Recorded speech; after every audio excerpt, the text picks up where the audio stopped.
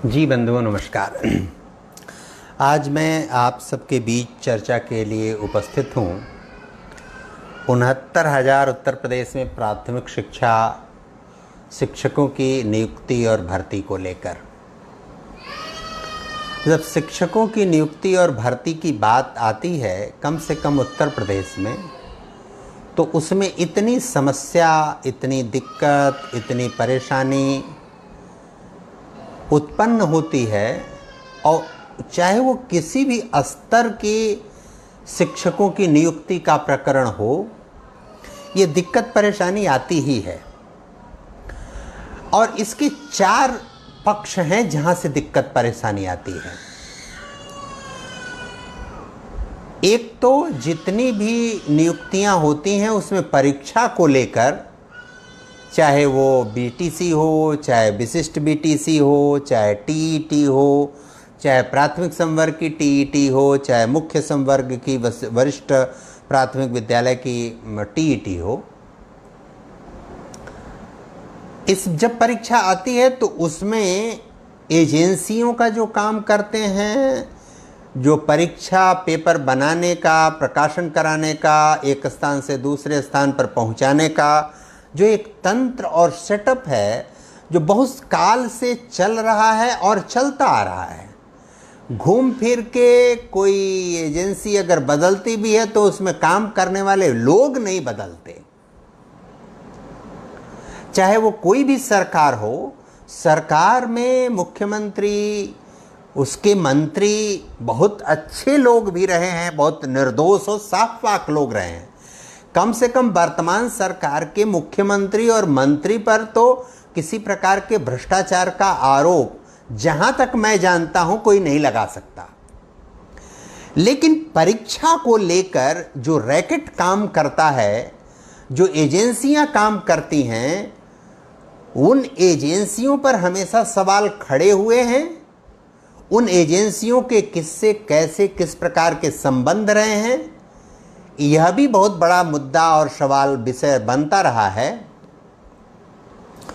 दूसरा जो प्रमुख विषय रहा है वह विषय रहा है कि कोर्ट कचहरी का जो चक्कर है वो उत्तर प्रदेश में शिक्षकों की नियुक्तियों को लेकर, चाहे वो उच्च शिक्षा, चाहे माध्यमिक शिक्षा, चाहे प्राथमिक शिक्षा, किसी भी शिक्षा में नियुक्तियों को लेकर न्यायालय का चक्कर लगाना और न्यायालय का हस्तक्षेप व्यापक पैमाने पर होता है। और इसके नाते नियुक्तियां शिक्षकों की अधर में लटकती हैं, 2-2, 3-3 साल का समय लगता है और अनेक प्रकार की विडंबना आती है और उस विसंगति से लोगों को निपटना पड़ता है। एक तीसरा बहुत बड़ा विषय है कि ये जो नियुक्तियों का प्रकरण है, इन नियुक्तियों के प्रकरण में एडहॉकिज्म, तदर्थवाद, शिक्षा मित्रवाद, विशेष विशेषज्ञवाद, अवकाश ग्रहण करने वाले शिक्षकों का वाद, इस तरह के जो तदर्थवाद है, यह भी बहुत बड़ी विडंबना और बहुत बड़ा संकट पैदा करती है लिटिगेशन को लेकर।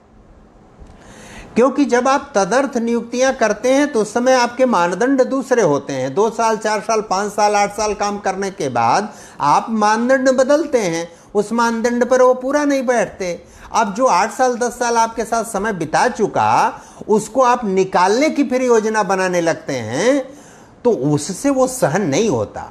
और न सहन होना अनेक मामलों में वाजिब भी है।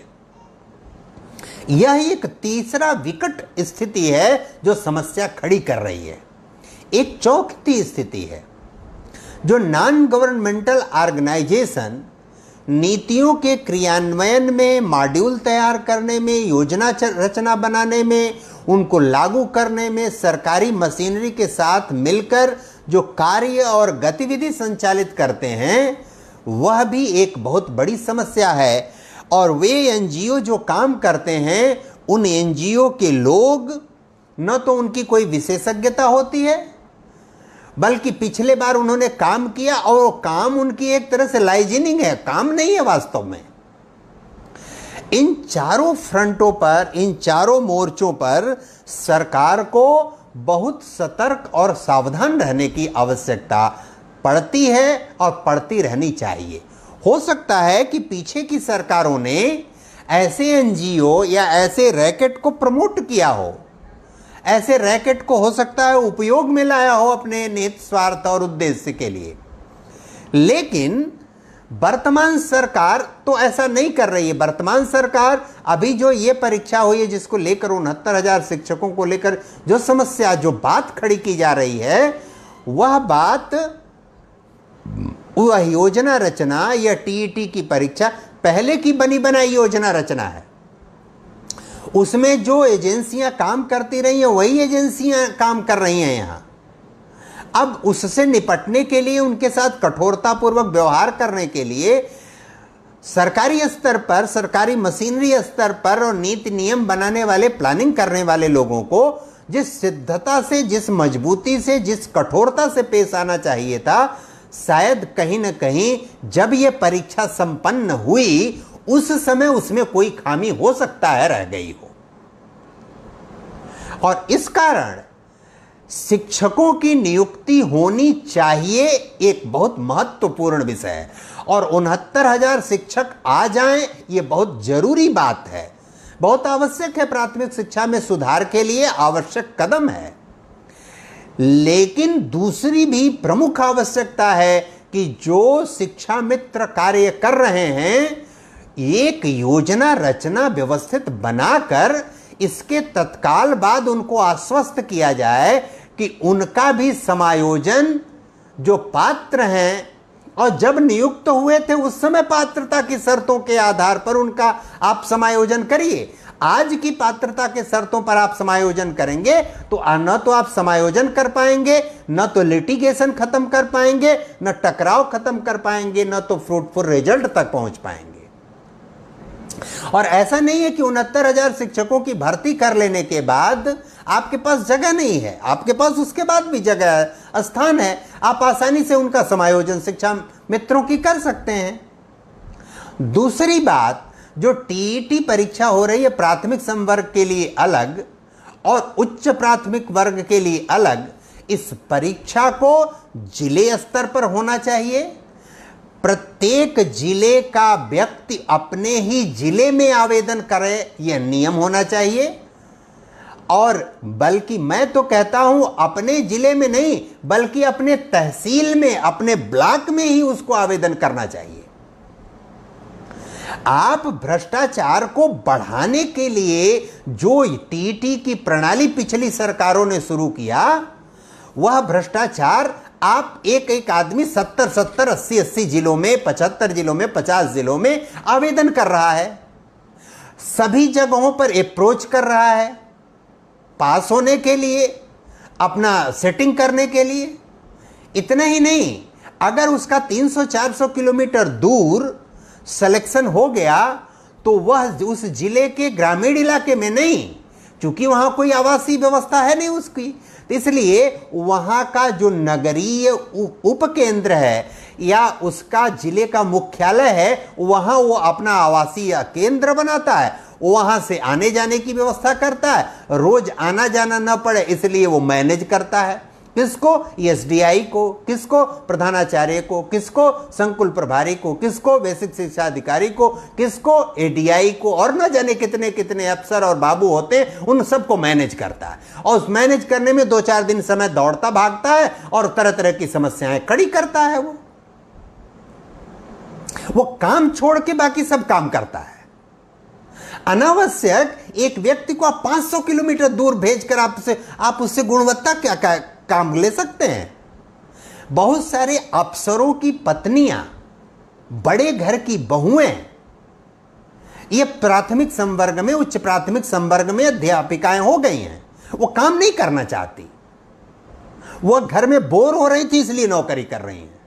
उनके खिलाफ आप कोई कार्रवाई नहीं कर सकते क्योंकि उनके पति कोई बड़े अफसर हैं, उनके पिता कोई बड़े अफसर हैं, उनका कोई बड़ा भाई अफसर है, और वो आपको डंडा कर देगा अगर आप उसके खिलाफ कार्रवाई करेंगे। वो नहीं पढ़ाने जाएगी भी तो हफ्ते में 10 दिन में एक बार कार से जाएगी और फिर वो अपने घर आएगी। आप उसको टोका टाकी नहीं कर सकते, आप उससे पढ़वा नहीं सकते। और उस पर तुर्रा ये कि आप उसको 400 किलोमीटर दूर भेज दे रहे हैं। प्राथमिक और उच्च प्राथमिक के अध्यापकों की जो जिस जिले का निवासी है उसी जिले में जो उपलब्ध पद हैं उस पद के अगेंस्ट उनको आवेदन करना और उसी जिले में चयनित होना, यह अनिवार्य व्यवस्था बनानी चाहिए। बल्कि प्राथमिकता के आधार पर जिस तहसील और जिस ब्लॉक के निवासी हो उस ब्लॉक में उनकी नियुक्ति दीजिए। और सीधे सीधे कम से कम भारतीय जनता पार्टी की सरकार, पिछला भी रिकॉर्ड है, अब का भी रिकॉर्ड है कि वो आरंभिक परीक्षा पूरी शुचिता और पारदर्शिता से कराती है। चाहे हाई स्कूल हो, इंटरमीडिएट हो, स्नातक हो, बीएड हो या जो भी परीक्षा है, शुचिता से कराती है। तो आपको टीईटी, ईईटी, ऊईटी सब कराने की कोई आवश्यकता नहीं है। आप उसके भारांक तय करिए, उस भारांक के आधार पर उनका संक्षिप्त साक्षात्कार लेकर आप नियुक्ति दीजिए, उसी जिले में दीजिए। ये टीईटी वगैरह सब खत्म करना चाहिए। एडहाकिज्म पूरी तरह खत्म करिए आप। और जितने भी बेसिक शिक्षा अधिकारी, और हर जिले में अब डाइट बन गया और डाइट का एक प्रिंसिपल है। प्रिंसिपल और बीएसए ये दोनों समानांतर सत्ता चलाते हैं। डाइट की व्यवस्था पूरी तरह खत्म करने चाहिए, अथवा अगर डाइट व्यवस्था हो तो वहां कोई परीक्षा संबंध, केवल वहां कार्यशाला, वर्कशॉप, ट्रेनिंग प्रोग्राम आदि के लिए उसको रखिए बस। वहां अन्य चीजों के लिए किसी को रखने और कार्य करने, योजनाओं को क्रियान्वित करने के लिए वहां मत रखिए। आपने प्राथमिक और माध्यमिक शिक्षा को लेकर एक महानिदेशक बना दिया। महानिदेशकों के जो योजना कार्यक्रम आ रहे हैं, उन कार्यक्रमों को संचालित करने के लिए, मॉड्यूल बनाने के लिए, प्लानिंग करने के लिए विद्यालयों में कैसे ये रूपरेखा संचालित हो, कैसे वहाँ उसका डेवलपमेंट का प्रोसेस हो, कैसे शिक्षा में गुणात्मक सुधार है, इसके लिए एनजीओ का आपने सहयोग लेना शुरू कर दिया। उस एनजीओ का एजेंडा ही है कमाना। वो शिक्षा के एक्सपर्ट और जानकार नहीं ले, उनके डिवोशन नहीं है उसके अंदर। इसके लिए आप प्राथमिक में जो एक अच्छे जानकार हैं, माध्यमिक में, उच्च शिक्षा में, तकनीकी शिक्षा में जो अच्छे जानकार हैं, उनको सबको मिलाकर एक समिति बनाइए। सामाजिक वर्ग, अभिभावक वर्ग से एक दो लोगों को उन समितियों में रखिए। वर्ष में 2-3 बार उनकी बुला के बैठक कर लीजिए। उनको टीएडीए भी देने की जरूरत नहीं, स्वांत सुखाय रुचि से जाएंगे वो। उनको केवल प्रशस्ति दीजिए आप, उनसे योजना रचना कार्यक्रम बनवाइए, उनको पुरस्कृत कर दीजिए, उनके साथ अपना फोटो छपवा दीजिए। उतने से वो संतुष्ट हो जाएंगे और बेहतर कार्य और परिणाम करेंगे, आपको देंगे। इसलिए इस तरह से पूरी तरह जो 69,000 शिक्षकों की नियुक्ति हो रही है, यह नियुक्ति हो जाए, यह भी जरूरी है। जो शिक्षा मित्र हैं उनका इसके बाद आश्वासन दिया जाए, उनका यथोचित समायोजन हो, यह भी जरूरी है। और भविष्य में इस तरह की परीक्षाओं से, इस तरह के एनजीओ से, उनके इन्वॉल्वमेंट से, परीक्षाओं को संपादित करने के लिए जो एजेंसियां काम करती हैं उनके रैकेट से सरकार को पूरी तरह मुक्ति लेनी पड़ेगी। मुक्ति नहीं ले सरकार लेगी तो लाख रुपया खर्च कर देगी, कोई सकारात्मक परिणाम नहीं निकलेगा।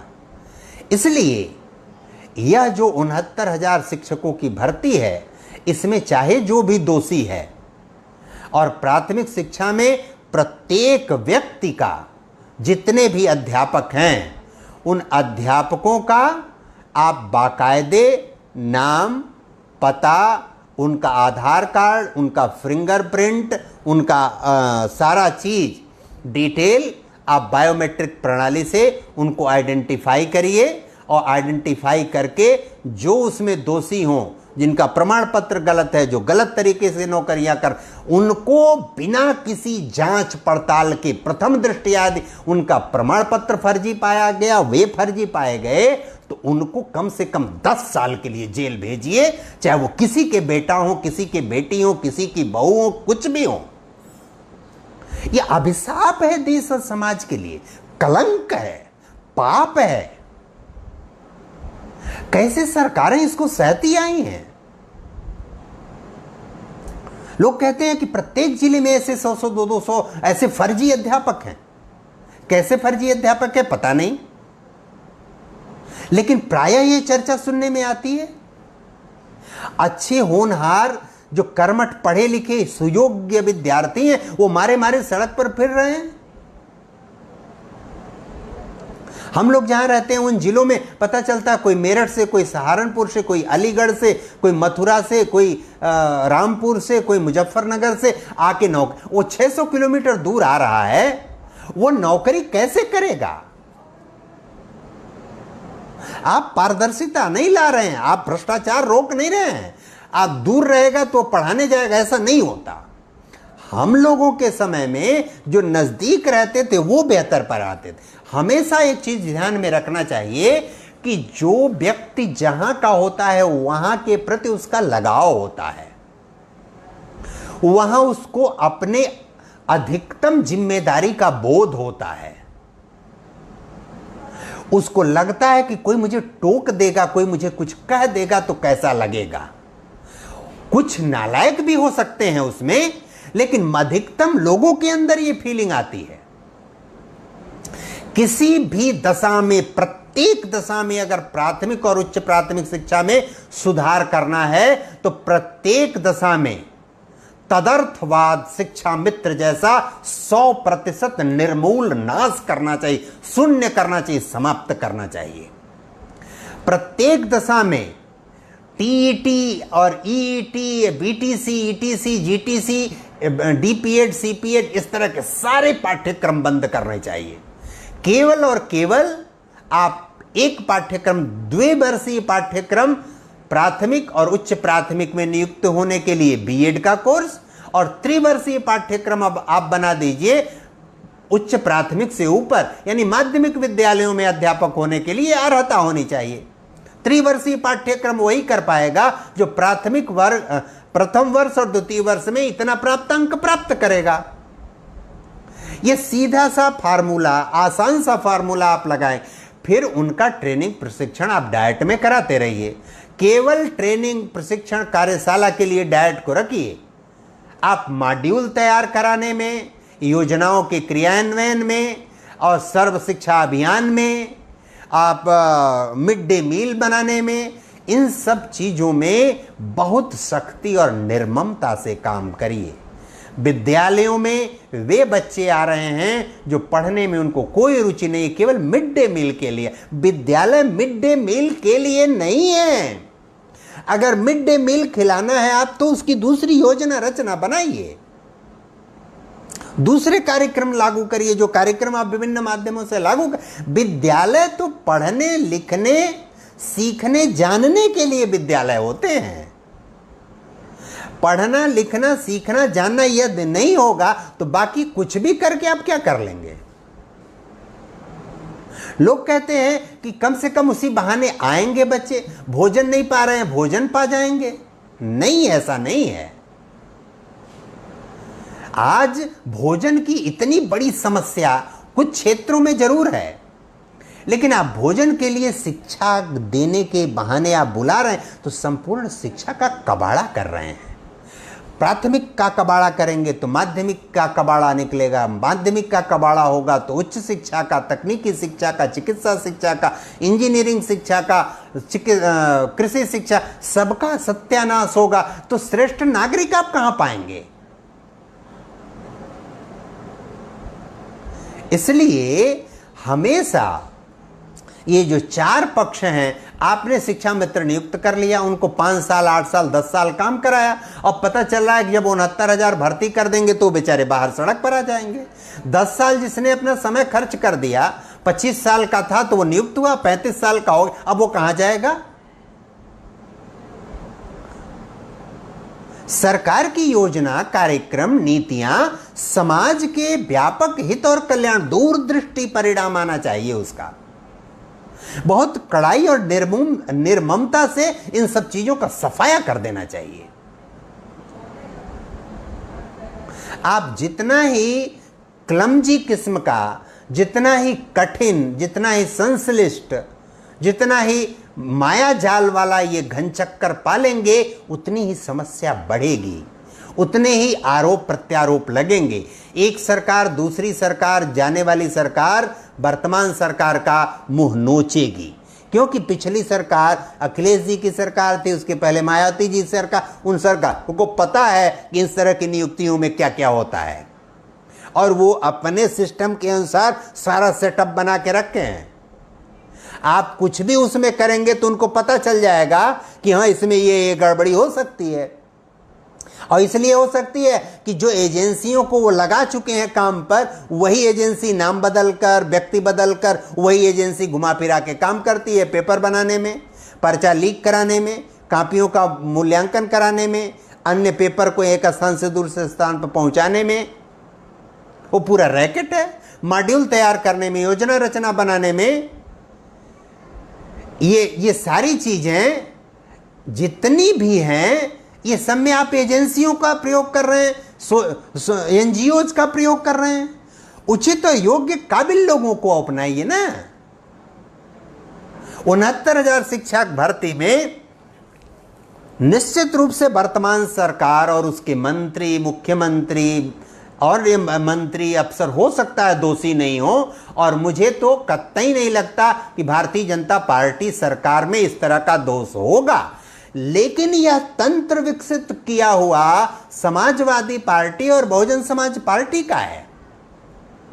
वही तंत्र अब भी काम कर रहा है, और वह तंत्र जो काम कर रहा है, उसका तंत्र से निपटने का प्री प्लान्ड योजना अगर आपने नहीं बनाया है, सतर्क सावधान नहीं, उनके प्रति निर्मम नहीं है आप, तो उनको आप झेल नहीं पाएंगे। आपको भी फंसा देंगे उसी तरह से, और आपको यदि फंसा देंगे तो फिर आपकी योग्यता, आपकी क्षमता, आपकी शुचिता, आपकी पारदर्शिता भी बहुत सारे मामलों में जो है वो धरी की धरी रह जाएगी।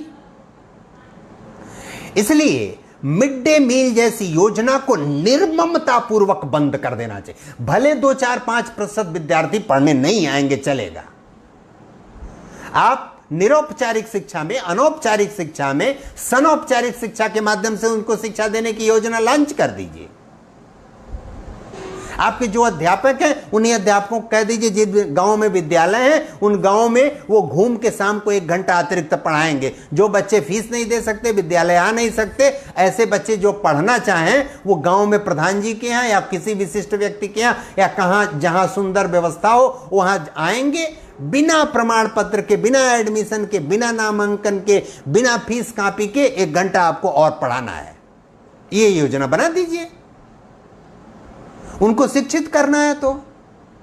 लेकिन आप 10% को बुलाकर शिक्षा देने के लिए मिड डे मील का लालच और प्रलोभन जो नरसिंह राव जी ने शुरू कर दिया इस देश में, उसको निर्ममता पूर्वक एक स्ट्रोक में खत्म कर दीजिए।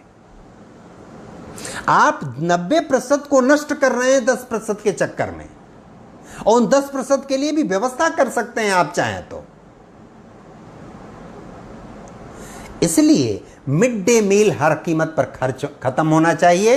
69,000 जो शिक्षकों की भर्ती है उसकी आप अनावश्यक जांच भी करने की जरूरत नहीं है। सबका थंब इंप्रेशन लीजिए, सबका आधार कार्ड चेक करिए, कापियों की चाहिए तो पुनर्मूल्यांकन करा दीजिए, अथवा जो बच्चे अप्लाई किए हैं 69,000 उनके इस मूल्यांकन को, इस परीक्षा को शून्य मानकर उन्हीं 69,000 का हाई स्कूल, इंटरमीडिएट, ग्रेजुएशन और बीएड की मेरिट बना दीजिए, और मेरिट के आधार पर उनको चयनित कर दीजिए, और जिस जिले का जो निवासी है उसी जिले में नियुक्ति दीजिए। बाहर जिले में भेजेंगे भ्रष्टाचार फैलेगा, शिक्षा नहीं देंगे, वो बाकी सारा कार्य करेंगे। उसी जिले में रखिए, क्योंकि अपने स्थान पर, अपने परिवेश में व्यक्ति के अंदर, ये मनोवैज्ञानिक सिद्धांत है, अपने स्थान, अपने परिवेश, अपने पर्यावरण में व्यक्ति को सर्वाधिक उत्तरदायित्व का बोध होता है। जहां वो रहता है, जहां पैदा होता है, जहां जीता, वहां उसको लाज शर्म महसूस होता है कि हम कोई कुकृत्य तो नहीं कर रहे हैं, जहां व्यक्ति को सबसे अधिक लोग समझते और जानते पहचानते हैं, शराबी व्यक्ति भी वहां शराब पीने से बचता है। गुटखा पान पुकार खाने वाला भी व्यक्ति वहां बचता है कि हमारे चाचा हैं, हमारे भाई हैं, यहाँ पत्नी है, बाबू है, दादा है, काका है, भैया है, नाना है, फूफा, ये हमको पहचानते हैं। मैं यहाँ कुकर्म करूंगा, गलत काम करूंगा तो हमारी नोटिस ली जाएगी, हम अपमानित हो जाएंगे। आप 500 किलोमीटर दूर भेज देंगे प्राथमिक शिक्षा में पढ़ाने के लिए, और आप महिला उद्धार की भी बात कर रहे हैं। वो महिला उद्धार में अफसरों की पत्नियां प्राय आ रही, बड़े घर की बहुएं वो घर में बोर होती हैं, इसलिए अध्यापक हो गई। अध्यापक हो गई तो उनको विद्यालय जाना नहीं है।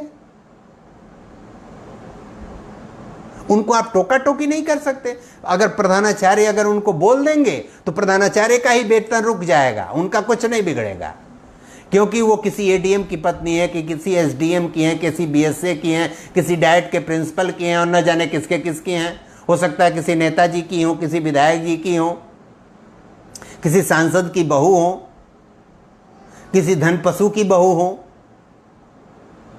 आप वास्तविक अर्थों में कठोर और निर्मम निर्णय नहीं लेंगे तो जो अच्छा, नैतिक, श्रेष्ठ, पारदर्शी, न्यायप्रिय व्यवस्था होती है वह भी घेरे में आ जाती है, उसके ऊपर भी प्रश्नवाचक चिन्ह लग जाता है। सर्वाधिक शुचितापूर्ण, अब तक की उत्तर प्रदेश की सरकारों में कल्याण सिंह जी की सरकार के बाद सर्वाधिक शुचितापूर्ण सरकार वर्तमान समय में है। इस सरकार के ऊपर उंगली उठाई गई है तो ये उंगली उठाने वाले वे लोग हैं जो ये तंत्र विकसित किए हैं घालमेल वाले, और वो तंत्र विकसित किए हैं घालमेल वाला, उसमें जो लूपहोल हैं, जो छेद हैं, वो उनको पहले से पता है, वो रैकेट उनको पहले से पता है। वो रैकेट में काम करने वाले जो लोग हैं उनको आप आइडेंटिफाई करिए, उनका बैकग्राउंड पता करिए, वो किस आइडियोलॉजी के लोग हैं, किस विचारधारा के लोग हैं, इसके पहले क्या क्या काम करते रहे हैं। ये सब चीजें यदि आप नहीं करेंगे तो आपके ऊपर सवाल उठेगा, और अपने ऊपर सवाल न खड़ा हो इसलिए समय रहते ही कठोर से कठोर निर्णय ले लेना चाहिए। और 69,000 शिक्षकों की भर्ती, चाहे जो विकल्प अपनाना पड़े, चाहे अध्यादेश लाना पड़े, चाहे जो नियम कानून में संशोधन करना पड़े, उस नियम कानून में संशोधन करके आप 69,000, चाहे इस परीक्षा को निरस्त करके जो आवेदक हैं ये समूची व्यवस्था मत निरस्त करिए, क्योंकि अध्यापक आने, उनकी नियुक्ति बहुत आवश्यक है शिक्षा में सुधार के लिए। इसलिए उन अध्यापकों को आने के लिए उनके प्रमाण पत्र जो पिछले हैं उनका भारांक तय करके उनको चयनित करिए, उनका संक्षिप्त साक्षात्कार ले लीजिए। और उनका संक्षिप्त साक्षात्कार इसलिए लीजिए कि जो सर्टिफिकेट और प्रमाण पत्र उन्होंने दिए हैं आपको, उस सर्टिफिकेट प्रमाण पत्र को आधार कार्ड सहित ले आए और वहां थंब इंप्रेशन लगाएं कि वही है कि नहीं है। वहां उनको आइडेंटिफाई करिए, वहां उनकी जांच करिए, और जांच करके तब पता पाइए कि वही सही व्यक्ति है। इसलिए उनको नियुक्ति उसी के जिस जिले में जन्म हुआ है, जिस ब्लॉक में जन्म हुआ है, जिस तहसील में, उसी तहसील और ब्लॉक में उनकी नियुक्ति दीजिए। अन्यथा परीक्षा को लेकर प्राथमिक शिक्षा जो दुर्दशा को उत्तर प्रदेश में प्राप्त होगी, उत्तर प्रदेश जैसा श्रेष्ठ नागरिक देने वाला प्रदेश के ऊपर सवाल खड़ा होना, प्राथमिक शिक्षा पर सवाल खड़ा होना बहुत बड़ी विडंबना, बहुत बड़ी चुनौती है। और इसमें जो अच्छे, श्रेष्ठ, योग्य 1/3 ही सही अच्छे अध्यापक हैं, बहुत सारे नेट हैं, बहुत सारे पीएचडी हैं, एमएससी, ब्रिलियंट लोग हैं प्राथमिक शिक्षा में, बहुत सारे अध्यापक, कम से कम 1/3 तो हैं ही, वो मारे जा रहे हैं, वो पीड़ित हैं, उनकी आत्मा कराहती है, वो दुखी होते हैं।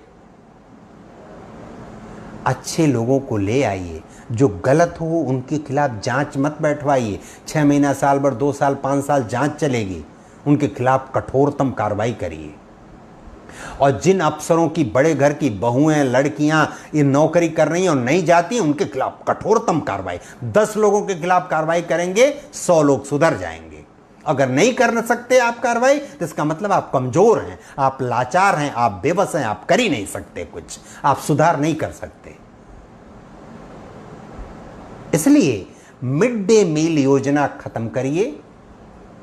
एडहाकिज्म तदर्थवाद शिक्षा से और प्राथमिक शिक्षा से तो सबसे पहले तदर्थवाद शिक्षा मित्र जैसी नियुक्तियां खत्म करिए। जितने अध्यापक हैं सबको भर डालिए, उनको नियुक्ति दे दीजिए, क्योंकि इससे लिटिगेशन, न्यायालयी पचड़ा खत्म होगा। और इतनी अच्छी सरकार, कल्याण सिंह की सरकार में आज भी उस समय जो हाई स्कूल इंटरमीडिएट पास हैं वो लोग कहते हैं मैं कल्याण सिंह जी के समय में पास किया हूं। इस समय भी जो बच्चे पास हो रहे हैं वो कहेंगे कि हम योगी जी के समय में पास हैं, हम दिनेश शर्मा के समय में पास हैं, हम हाई स्कूल और इंटरमीडिएट दिनेश शर्मा जी के समय में, ग्रेजुएशन दिनेश शर्मा के समय में, योगी आदित्यनाथ जी के समय में हम ये डिग्री प्राप्त किए हैं। हमारे ऊपर सवाल नहीं खड़ा हो सकता। अगर यह सरकार इतनी सुचितापूर्ण परीक्षा करा सकती है तो उसी परीक्षा के आधार पर आप नियुक्तियां क्यों नहीं, पुनः परीक्षा कराने का क्या औचित्य है? टीईटी जैसी चीजें 100% खत्म करिए।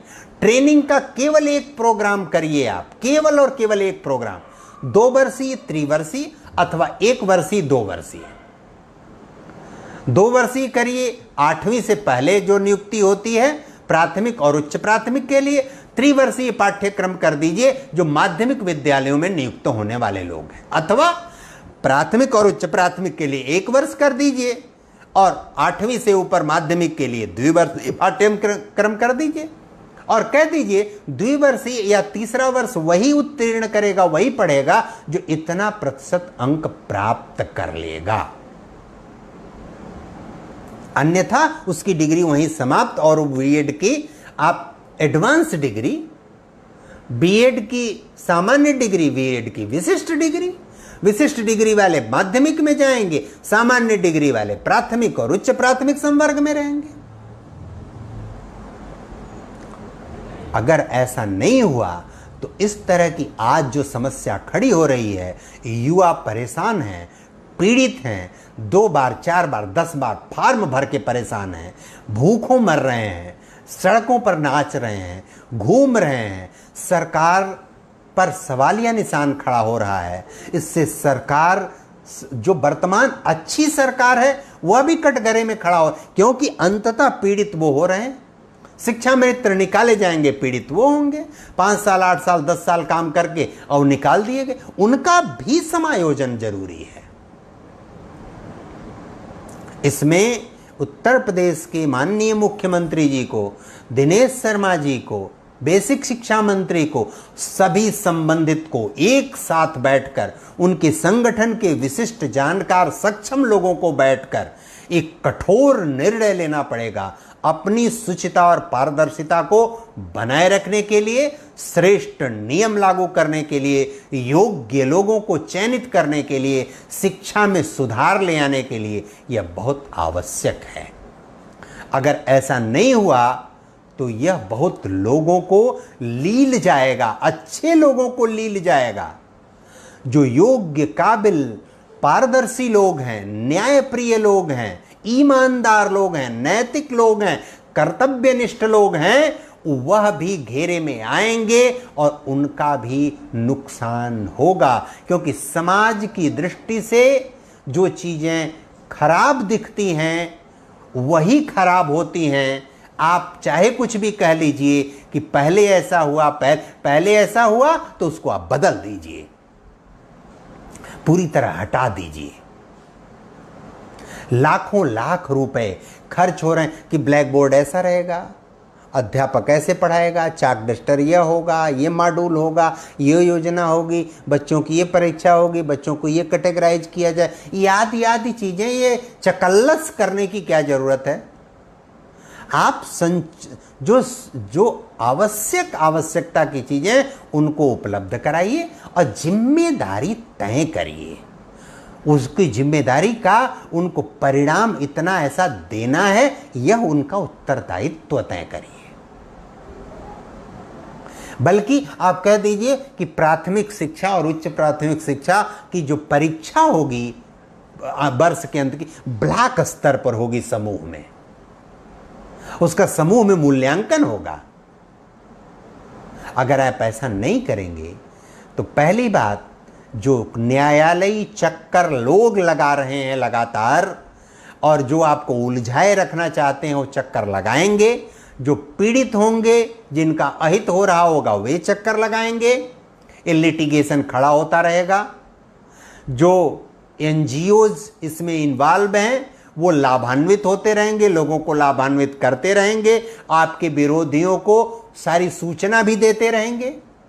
जो एजेंसीज परीक्षा कराने से लेकर पेपर बनवाने तक, पेपर के प्रकाशन से लेकर, कापियों के मूल्यांकन से लेकर, कापियों को पहुंचाने से लेकर, कापियों में 3 तिकड़म करने से लेकर, वे सब पहले वाले वह भी आज भी यथावत कार्य करेंगे और आपके विरोधियों तक, पिछली सरकारों तक वो सूचना पहुंचाएंगे। वे सरकारें आपके खिलाफ आवाज उठाएंगी, इन युवाओं को भड़काएंगी। इन युवाओं को कभी शिक्षा मित्र उनके पक्ष में जाएगा, 69,000 छात्र जाएंगे, उन छात्रों के 5-5, 10-10 नातेदार रिश्तेदार भी उनके पक्ष में जाएंगे और यह दूरगामी नकारात्मक प्रभाव सृजन करेगा।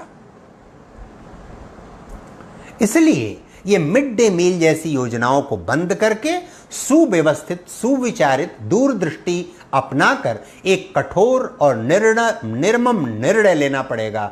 और उस कठोर और निर्मम निर्णय अगर नहीं लेंगे तो निश्चित रूप से इसका दूरगामी परिणाम अच्छा नहीं होगा।